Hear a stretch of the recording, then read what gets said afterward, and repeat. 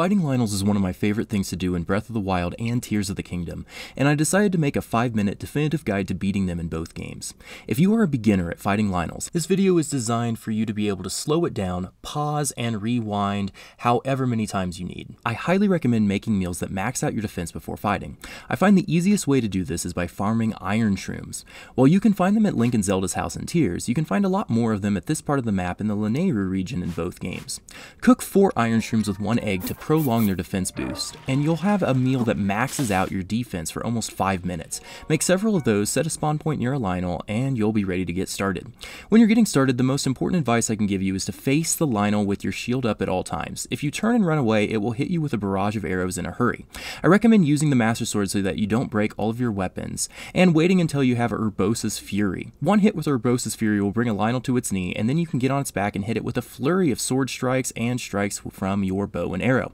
In Tears of the Kingdom, you can fuse a wing to your shield and shield surf as you approach a Lynel. If you draw your bow after jumping, you'll be able to stun a Lynel by shooting them with an arrow. I'm going to replay this and display the button combination. Feel free to slow this and any of the other tips I provide down throughout the video. If you're struggling with the mechanics of this, you can shoot a puff shroom at a Lynel in Tears, which will cause it to lose track of where you are and allow you to attack. To defend Lynel attacks, learning how to time a perfect dodge with the Flurry Rush and mastering both jump canceling and shield parrying can help tremendously. Flurry rushes are all about correct timing. Either backflip away from a Lynel's horizontal slash or side jump from their vertical slash. If you time your jump right as the Lynel is starting their swing, you can hit them with a series of sword strikes.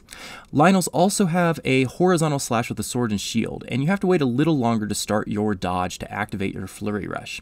In Tears, Lynels also have a horn attack. This one requires you to wait even longer to dodge and flurry, but just backflipping out of the way will allow you to attack them. Jump canceling is a game changer against enemies in Breath of the Wild, as it resets your enemy and allows you to repeat your series of attacks against them. Timing your jump as the Lynel is attacking will allow you to jump cancel.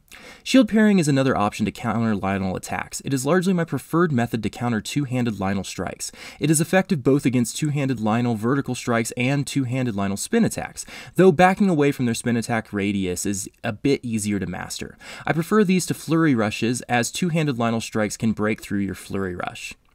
Lynels holding spears have a unique jump attack they use. You can shield parry this, but it's a bit easier to simply back away and evade the attack. Lynels have 2 different charge attacks they use quite often. One is with a sword and one is without. For their charge without a sword, it is important to use a dodge rather than a shield parry. I try to start my dodge on their second leap to execute the Flurry Rush. Lynels also have a charge with a sword. Shield parrying is your best option here, and the timing takes practice to master. When they charge with a two-handed weapon, parrying is the best way to avoid taking damage. This attack likely took the longest for me to reliably counter. You can try to side jump out of the way or try to time a perfect dodge to Flurry Rush, but these options are less reliable when your foe has a two-handed weapon. Lynels also have a standard charge that can be dodged and flurried, or just evaded with a backflip. All Lynels have a Firestorm attack that they activate that you can run away from or shield parry. If you have the Hylian shield, simply holding your shield up blocks the attack, but this does a lot of damage even to the Hylian shield over time. You can also hit the Lynel with an arrow as they're charging the attack. Lynels have another attack where they jump back and shoot 3 fireballs at you. I usually run either to the left or right during this. If you're fighting on grass, this can create an updraft that can send you in the air, allowing you to hit the Lynel with arrows. The last trick I have for Lynels is called a shield block reset. It's a bit advanced, but allows you to enter bullet time from the ground level. To activate this, take out a remote bomb and then walk backwards while holding ZL. Press Y to drop the bomb and then jump and activate the bomb simultaneously, and then jump again. I linked Jonathan SH's in-depth video below if you're needing to practice this more in depth.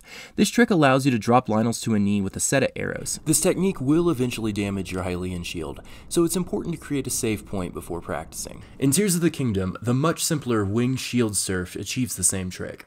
And that's all I got. I think as you're learning to fight Lynels, expect to try again, and again, and again. But it's been such a fulfilling challenge for me to learn their patterns and master these techniques.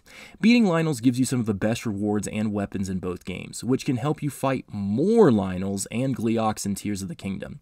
Once you learn these techniques, you can apply so much creativity in these fights. I'm Ben, and I hope you've enjoyed this video.